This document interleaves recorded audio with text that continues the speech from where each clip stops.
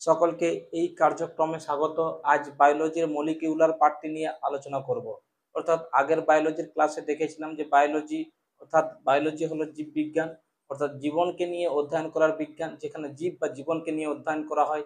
অতএব সেখানে দেখেছিলাম যে মানুষের বিভিন্ন শারীরিক গঠন, স্ট্রাকচার, অর্থাৎ মানুষের শরীর অর্থাৎ বডি অর্গান দ্বারা গঠিত, অর্গান টিস্যু দ্বারা গঠিত, টিস্যু সেল দ্বারা গঠিত, সেল অর্থাৎ কোষ, কোষের মধ্যে নিউক্লিয়াস পাওয়া যায়, নিউক্লিয়াসের মধ্যে ক্রোমোজোম থাকে, ক্রোমোজোমের মধ্যে ডিএনএ পাওয়া যায় এবং ডিএনএ এর মধ্যে জিন থাকতেও পারে আবার নাও থাকতে পারে।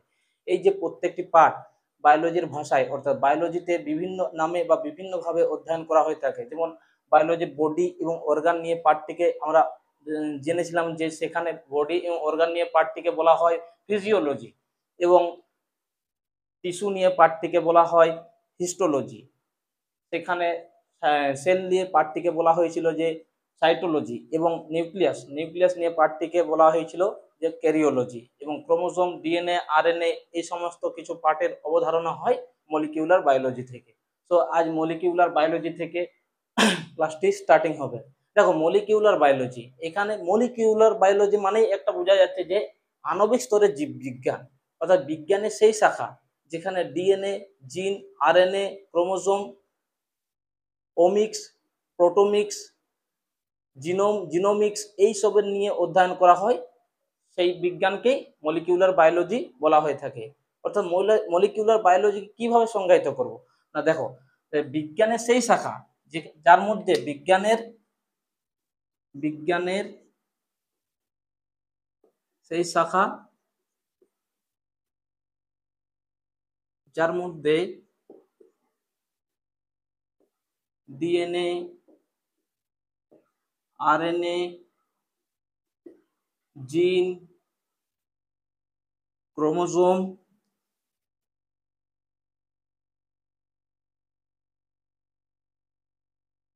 Genome, genome, genomics, genomics, genomics, genomics, proteomics, omics, এদের নিয়ে অধ্যয়ন করা হয়। অধ্যয়ন করার বিজ্ঞানকেই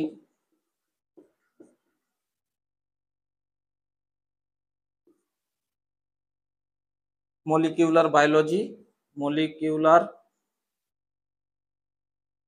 বায়োলজি বলা হয়। অর্থাৎ জীবনের আণবিক স্তরের অধ্যয়ন, যা খালি চোখে দেখা যায় না, তাই হচ্ছে মলিকিউলার বায়োলজি। অর্থাৎ দেখো, জীবনের অর্থাৎ জীবনের আণবিক স্তরের আণবিক স্তরের অধ্যয়ন যা খালি চোখে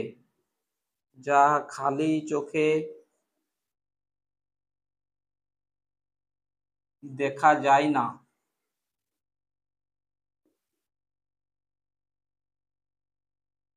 তাই মলিকিউলার বায়োলজি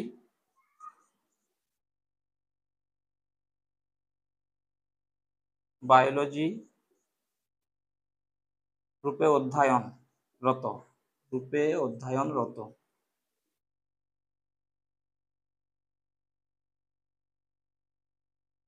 অতএব কি বলা হচ্ছে না, জীবনের আণবিক স্তরের অধ্যয়ন, যেখানে জিন থেকে শুরু করে ডিএনএ, আরএনএ, জিনোম, প্রোটোমিক্স, ওমিক্স এই সমস্ত কিছুর অধ্যয়ন করা হয়, সেই পার্টটিকে বিজ্ঞানের অর্থাৎ বায়োলজির এই পার্টটিকে বলা হয় মলিকিউলার বায়োলজি। তাহলে দেখো একটা চার্টের মাধ্যমে যদি উপস্থাপন করা যায় যে মনুষ্য শরীর সেল দ্বারা গঠিত, তবে একটা চার্টের মাধ্যমে যদি উপস্থাপন করা যায় যে মনুষ্য শরীর, হিউম্যান শরীর, বডি অর্থাৎ বডি সেল দ্বারা গঠিত। মানবদেহের একক হচ্ছে কোষ। মানবদেহের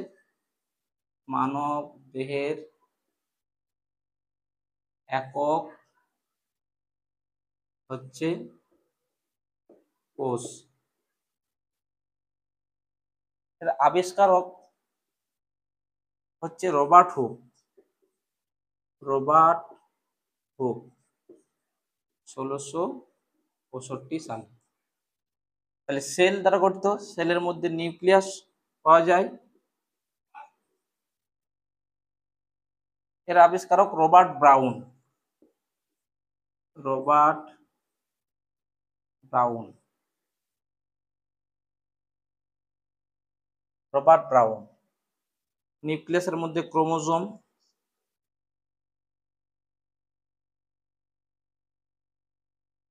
এর আবিষ্কারক হচ্ছে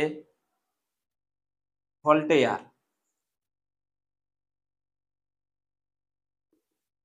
ভল্টেয়ার বা Walther Flemming. Walther Flemming Walther Flemming এই ক্রোমোজোমের মধ্যে ডিএনএ পাওয়া যায়। এই ডিএনএ এর ডাবল হেলিক্যাল মডেল দিয়েছেন। ডাবল হেলিক্যাল মডেল দিয়েছেন ওয়াটসন অ্যান্ড ক্রিক। ওয়াটসন এবং ক্রিক। ওয়াটসন এবং ক্রিক। ওয়াটসন এবং ক্রিক। এবং ডিএনএ এর মধ্যেই জিন থাকতেও পারে এবং নাও থাকতে পারে। এর আবিষ্কারক হচ্ছে জোহানসন।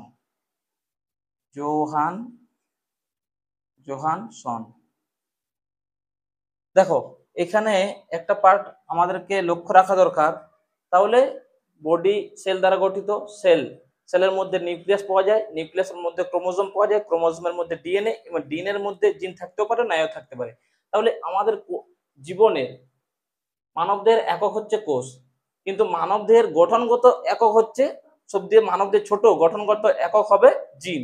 অনেক বইয়ে সেল দেওয়া আছে, কিন্তু সেল হবে না। মানবদেহের কার্যকারক একক হবে সেল। কার্যকারক অর্থাৎ functional unit of cell is the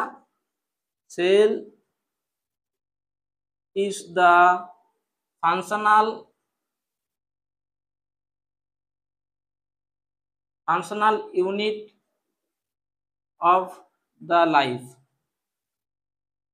life. Cell is the functional unit of life. আর জিন কি হবে? structural unit of life. Gene is the structural unit of the life. অর্থাৎ কি বলা হচ্ছে না, মানবদেহের গঠনগত সবচেয়ে ছোট গঠনগত একক হবে জিন। কারণ এইখান থেকেই বোঝা যাবে যে বডি সেল দ্বারা গঠিত। সেলের মধ্যে নিউক্লিয়াস পাওয়া যায়, নিউক্লিয়াসের মধ্যে ক্রোমোজোম, ক্রোমোজোমের মধ্যে ডিএনএ, এবং ডিএনএ এর মধ্যে জিন থাকতেও পারে, নাও থাকতে পারে। অর্থাৎ এখানে বোঝাই যাচ্ছে যে সেল হচ্ছে যে মানবদেহের কার্যকারক একক, সবচেয়ে ছোট কার্যকারক একক। কিন্তু মানবদেহের সবচেয়ে ছোট গঠনগত একক হবে জিন। দেখো, আরেকটু ভালোভাবে বললে এখানে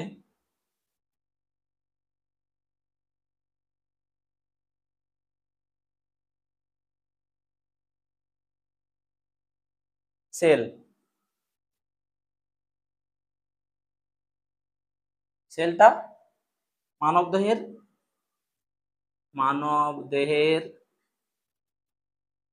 সবচেয়ে ছোট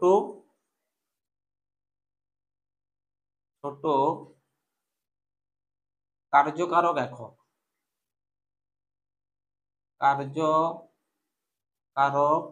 একক। অর্থাৎ কি, cell is the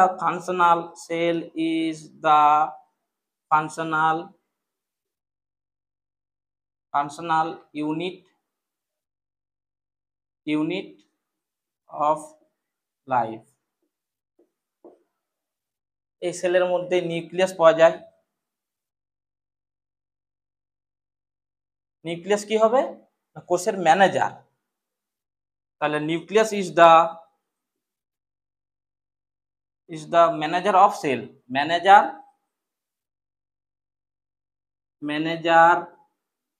of cell. কোষের ম্যানেজার, নিউক্লিয়াস কোষের ম্যানেজার। এই নিউক্লিয়াসের মধ্যে ক্রোমোজোম পাওয়া যায়। ক্রোমোজোম হচ্ছে যে কোষের কার্যকারক বাহক, অর্থাৎ কোষের আনুবংশিক গুণের বাহক। আনুবংশিক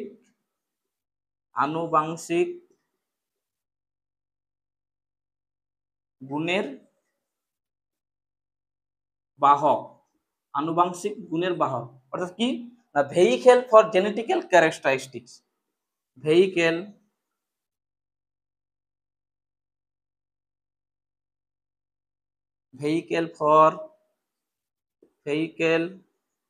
ফর জেনেটিক্যাল ক্যারেক্টারিস্টিক্স।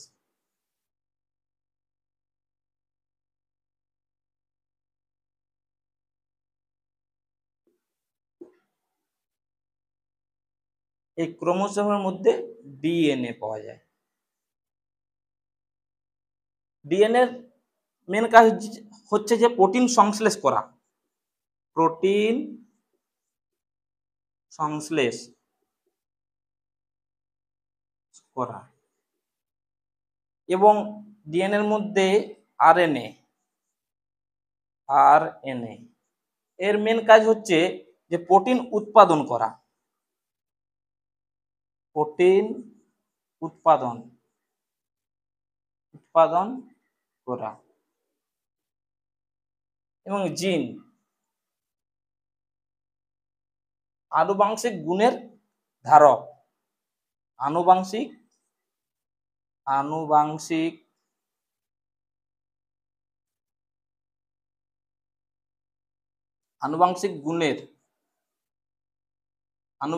গুণের এখানে বাহক ছিল, এ ধারক হবে। আনুবংশিক গুণের ধারক। বিএরআর ফর জেনেটিক্যাল ক্যারেক্টারিস্টিক্স অর্থাৎ কি? Bearer for genetical characteristics. Bearer for genetical characteristics. তাহলে দেখো, সেল হচ্ছে যে মানবদেহের সবথেকে ছোট কার্যকারক একক, আর জিন হচ্ছে মানবদেহের সবথেকে ছোট গঠনগত একক। এই সেল হচ্ছে যে মানবদেহের সবথেকে ছোট কার্যকারক একক অর্থাৎ ফাংশনাল ইউনিট। নিউক্লিয়াস কোষের ম্যানেজার বলা হয়, নিউক্লিয়াসকে কোষের ম্যানেজার বলা হয়। ক্রোমোজোম আনুবংশিক গুণের বাহক অর্থাৎ vehicle for genetical characteristics. DNA এর মুখ্য কাজ হচ্ছে যে প্রোটিন সংশ্লেষ করা এবং আরএনএ এর মুখ্য কাজ হচ্ছে যে প্রোটিন উৎপাদন করা। আর জিন হচ্ছে যে আনুবংশিক গুণের ধারক। ভেহিকেল অর্থাৎ বিএরআর ফর জেনেটিক্যাল ক্যারেক্টারিস্টিক্স।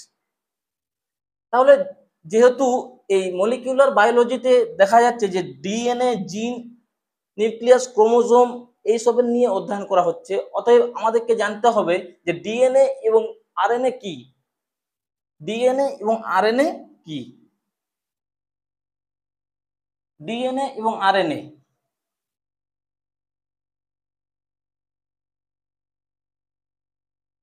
দেখো, ডিএনএ এবং আরএনএ কি? সামান্যত আমরা ছোট থেকেই কম বেশি ধারণায় অবগত যে ডিএনএ হচ্ছে যে ডিঅক্সি রাইবো নিউক্লিক অ্যাসিড এবং আরএনএ হচ্ছে রাইবো নিউক্লিক অ্যাসিড। অর্থাৎ ডিএনএ তে ডিঅক্সি রাইবো নিউক্লিক অ্যাসিড, যার মধ্যে ডিঅক্সি রাইবোজ সুগার পাওয়া যায়, এবং আরএনএ তে শুধুমাত্র রাইবোজ সুগার পাওয়া যায়। তাহলে ডিএনএ এবং আরএনএ। ডিএনএ এবং আরএনএ। ডিএনএ এবং আরএনএ কি? এর মধ্যে ডিঅক্সি রাইবো নিউক্লিক অ্যাসিড।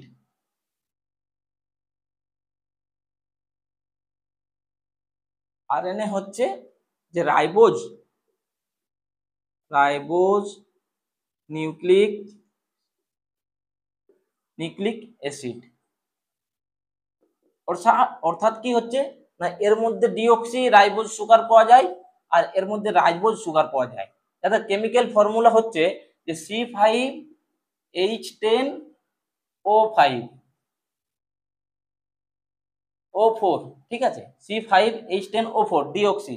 এবং আরএনএ এর কেমিক্যাল ফর্মুলা C5H10O5 ঠিক আছে। তো দেখো এই ডিএনএ এবং আরএনএ হচ্ছে নিউক্লিওটাইডের সমূহ। তাহলে আমাদেরকে জানতে হবে যে নিউক্লিওটাইড কি। অর্থাৎ ডিএনএ এবং আরএনএ হচ্ছে নিউক্লিওটাইডের সমূহ। ডিএনএ প্লাস আরএনএ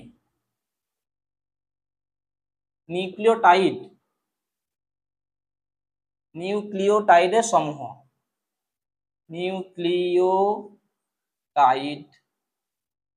সমূহ। অতএব জানতে হবে যে নিউক্লিওটাইড কি। দেখো নিউক্লিওটাইড হচ্ছে যে দুটি জিনিস দ্বারা গঠিত। এখানে নিউক্লিওটাইড দুটি জিনিস দ্বারা গঠিত, অর্থাৎ নিউক্লিওটাইড দুটি জিনিস দ্বারা গঠিত হয়।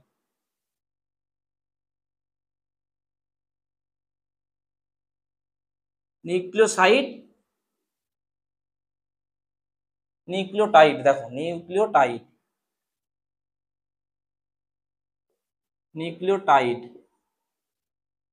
এই দুটি জিনিস দ্বারা গঠিত, সেটি হচ্ছে নিউক্লিওসাইড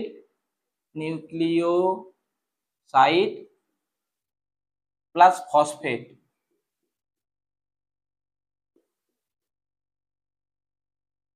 নিউক্লিওসাইড এবং ফসফেট দ্বারা গঠিত। এই নিউক্লিওসাইড আবার দুটি জিনিস দ্বারা গঠিত,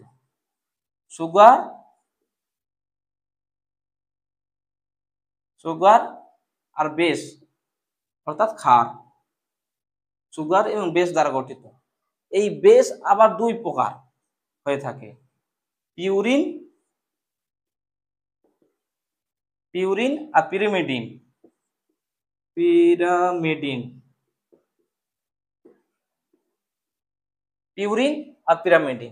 এই পিউরিন আমার দুই প্রকার, অ্যাডনিন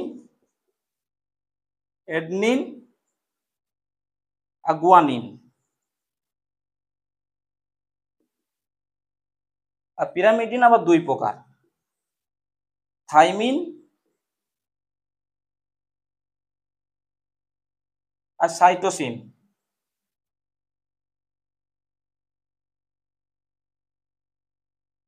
অর্থাৎ নিউক্লিওটাইড জিনিসটা কি না, নিউক্লিওটাইড দ্বারাই ডিএনএ এবং আরএনএ সমূহকে নিউক্লিওটাইড বলা হয়। এই নিউক্লিওটাইড দুই প্রকার, অর্থাৎ দুটি জিনিস নিয়ে গঠিত, নিউক্লিওসাইড এবং ফসফেট দ্বারা গঠিত। নিউক্লিওসাইডের মধ্যে দুই প্রকার জিনিস থাকে, সেটা হচ্ছে সুগার এবং বেস। আবার বেস দুই প্রকার, পিউরিন দুই প্রকার, অ্যাডনিন গুয়ানিন। আর পিরিমিডিন দুই প্রকার, থাইমিন আর সাইটোসিন। অ্যাডনিন এ দ্বারা প্রকাশ পায়, গুয়ানিন জি দ্বারা প্রকাশ পায় এবং থাইমিন টি দ্বারা প্রকাশ পায়, সাইটোসিন সি দ্বারা প্রকাশ পায়। তাহলে আমাদেরকে জানতে হবে যে ডিএনএ এর গাঠনিক স্ট্রাকচার, অর্থাৎ কিভাবে ডিএনএটা গঠিত হয়েছে এবং ডিএনএ উদ্দেশ্য, অর্থাৎ ডিএনএ এর মধ্যে কি রহস্য লুকায়িত আছে, সেটা আমাদেরকে অবধারণা রাখতে হবে। দেখো তাহলে ডিএনএ, একটা বিষয় জানা দরকার যে ডিএনএ এবং আরএনএ তে সবথেকে বেশি তাহলে ফসফেট পাওয়া যায়। ডিএনএ এবং আরএনএ তে, নোট করে নিও যে ডিএনএ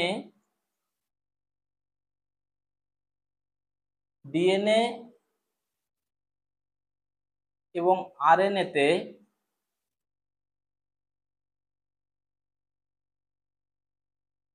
সবথেকে বেশি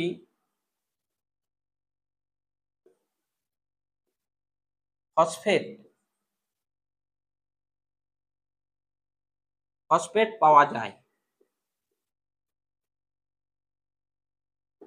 ডিএনএ এবং আরএনএ তে সবথেকে বেশি ফসফেট পাওয়া যায়। ডিএনএ এর আরেকটা নোট করবে যে ডিএনএ ডাবল স্ট্যান্ডার্ড হয়, অর্থাৎ ডাবল স্ট্যান্ড হয়, দ্বিস্তরীয় গঠন হয় ডিএনএ এর গঠন দ্বিস্তরীয় হয়, দ্বিস্তরীয় হয়, ডাবল স্ট্যান্ড।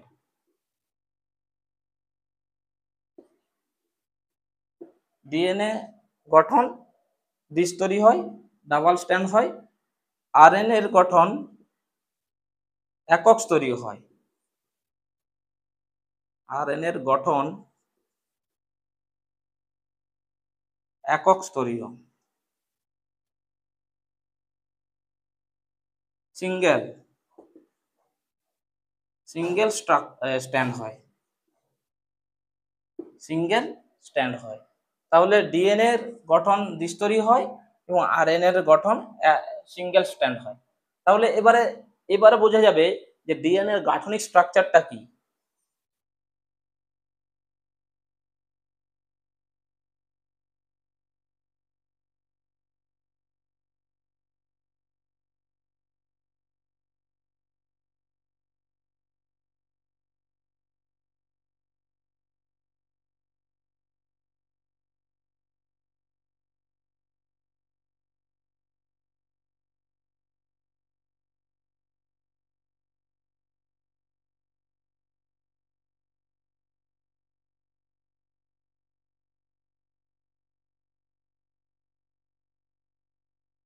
তাহলে এটা ডাবল স্ট্যান্ড।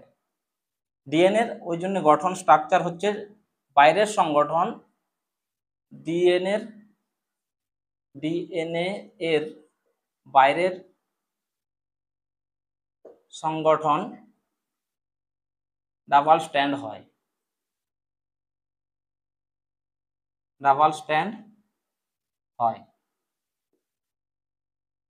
তাহলে আগেই দেখলাম যে ডিএনএ এবং আরএনএ তে সবথেকে বেশি ফসফেট পাওয়া যায় এবং এই ডিএনএ এবং আরএনএ বেস দ্বারা গঠিত, অর্থাৎ সেখানে দেখলাম যে সুগার এবং বেস দ্বারা গঠিত। তাহলে এখানে দেখতে হবে যে ডিএনএ এর বাইরের গঠন কি দ্বারা গঠিত। ডিএনএ এর এই যে বাইরের সংগঠনটা এটা কি দ্বারা গঠিত, এটা মুখ্যত দুটি বেস দ্বারা গঠিত। এক সুগার, ডিএনএ এর বাইরের সংগঠন, ডিএনএ এর বাইরের সংগঠন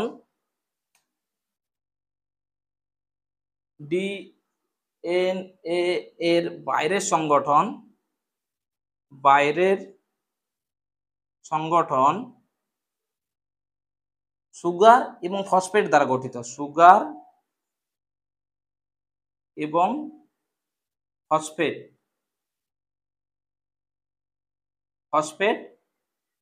দ্বারা গঠিত।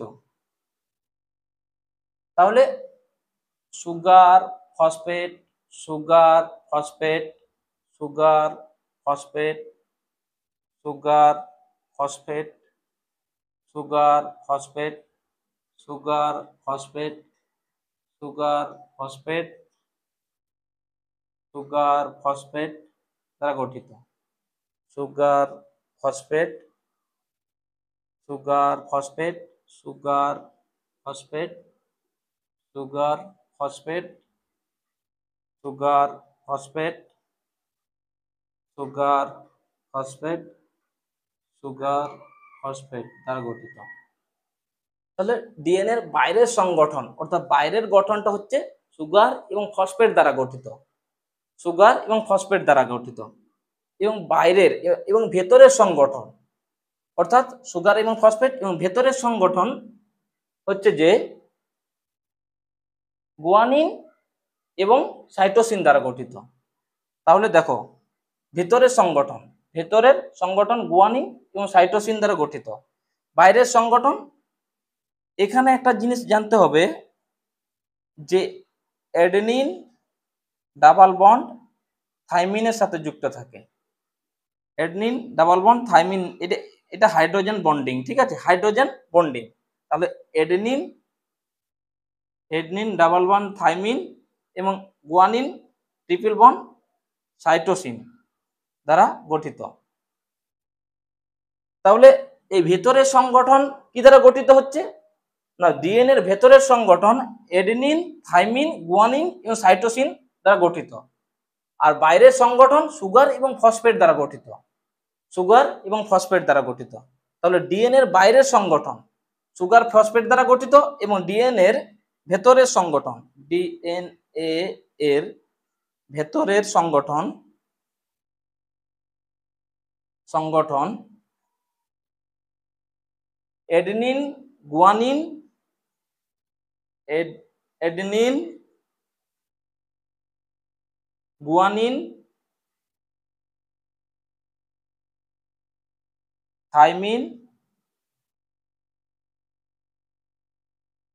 এবং cytosine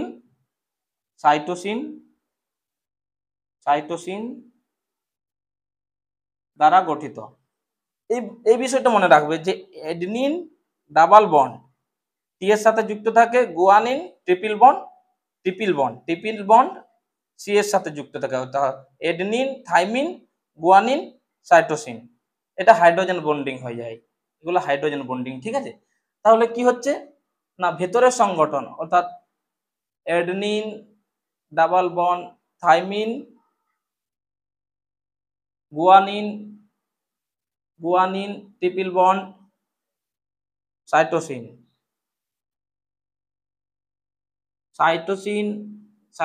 triple bond guanine thymine double bond adenine double bond thymine guanine triple bond cytosine triple bond guanine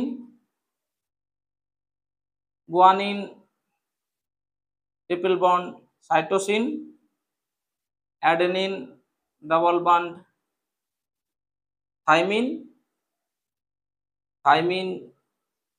double bond adenine.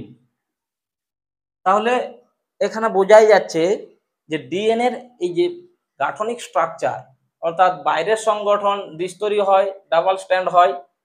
এই ডাবল স্ট্যান্ডের মধ্যে যে দুটি বস্তু থাকে তা হচ্ছে সুগার এবং ফসফেট, আর ভেতরের সংগঠন এই অ্যাডেনিন থাইমিন গুয়ানিন সাইটোসিন, এই triple bond guanine triple bond সাইটোসিনের সাথে যুক্ত, অ্যাডেনিন ডাবল বন্ড টি এর সাথে যুক্ত। অতএব ভেতরের সংগঠন এবং বাইরের সংগঠন আমরা এখানে বুঝতে পারলাম। ডিএনএ